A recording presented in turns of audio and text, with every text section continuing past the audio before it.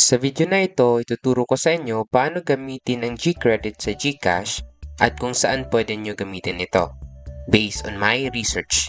So while doing my research, nakahanap ako ng tatlong paraan kung saan pwede nyo gamitin ang iyong G-Credit sa GCash. So the first way na pwede mo siya gamitin is through GCash app itself, kung saan pwede mo siya gamitin pang bayad ng bills sa GCash app. Note lang pala, hindi lahat ng partnered billers ni GCash ay tumatanggap ng G-Credit. Tanong: so, paano malaman if ang billers ko ay tumatanggap ng G-Credit? Para malaman kung ang biller ay tumatanggap ng G-Credit as payment, ang need mo lang gawin is i-click ang category ng billers mo. So, let us say transportation kasi gusto ko magbayad ng ticket sa eroplano. Click natin transportation at mapupunta ka sa transportation section. Para malaman if tumatanggap ba ang billers ng G-Credit as payment, ang need mo lang gawin ay tignan if meron bang G-Credit sa baba ng biller. Tulad na nakikita mo sa screen, kapag meron, it means tumatanggap si biller ng G-Credit as payment. So kung wala, katulad nitong government, kung saan makikita natin na walang G-Credit na nakalagay sa ibaba, it means hindi siya tumatanggap ng G-Credit as payment option. So if gusto nyo malaman if tumatanggap ba ang billers ninyo, pwede nyo din gawin ang tinuro ko.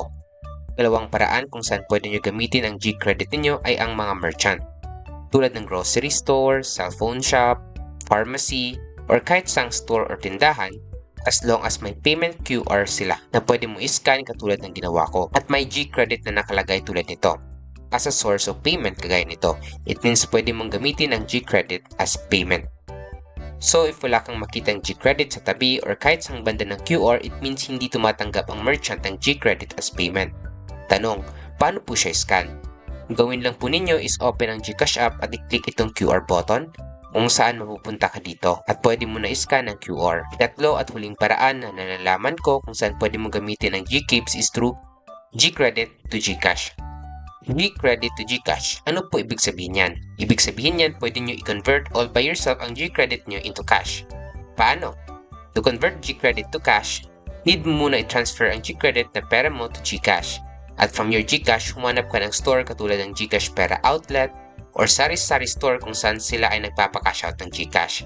Pwede din sa mga ATM machine kung saan makakamura ka sa pag-cash out compare sa sari-sari store. Yun nga lang, need mo ng GCash card to withdraw money from ATM machine. Tanong: saan po ba makakabili ng GCash Visa card? Makakabili ka ng GCash Visa card sa GCash app mismo. I-search mo lang sa YouTube ang video ko na nakita mo sa screen kung interested ka bumili ng GCash Visa card. Tinuro ko dyan paano pumili. Pagkatapos mong matanggap ang pinili mong GCash Visa card, pwede mo siya i-activate. Hanapin mo rin itong video na ito sa YouTube para matutunan mo paano mag-activate ng GCash Visa card para makapag-withdraw ka na sa ATM machine gamit GCash Visa card. Tanong: paano po ilipat ang G-Credit sa GCash app po? So, para ma-transfer mo ang iyong G-Credit to GCash, may tutorial ako para dyan, click mo lang ito.